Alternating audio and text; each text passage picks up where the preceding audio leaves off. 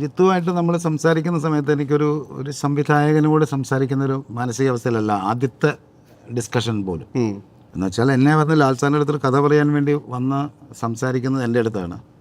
ആ കഥ കേട്ടപ്പോൾ ഞാൻ ജിത്തുവിൻ്റെ അടുത്ത് ഞാൻ ലാൽ സാറിനോട് സംസാരിച്ചോളാം എന്ന് പറഞ്ഞ് കഥ പറയുകയാണ്. കാര്യം നമ്മൾ മോഹൻലാൽ സാറിന് വേണ്ടിയിട്ട് കഥകൾ കേൾക്കുന്ന ആളാണ്. ഞാൻ കഥ കേട്ടിട്ടുണ്ട്. അതിലെപ്പോഴും എനിക്ക് മനസ്സിലാകുന്ന സിനിമകളുടെ കൂടെ യാത്ര ചെയ്യാനാണ് എനിക്ക് കൂടുതൽ ഇഷ്ടമുള്ളത്. ഇപ്പോൾ ജിത്തുവിൻ്റെ ഈ കഥ കേട്ട സമയത്ത് തന്നെ നമ്മൾ ആ കഥ തുടങ്ങുന്ന സമയം മുതൽ അവസാനം വരെ എനിക്ക് എൻ്റെ ഒരു വേർഷനിൽ മോഹൻലാൽ സാറിനോട് സംസാരിക്കാൻ പറ്റും എന്ന് തോന്നിയെന്ന് പറയുന്നതാണ് എനിക്ക് ആ സിനിമയോടുള്ള സ്നേഹം.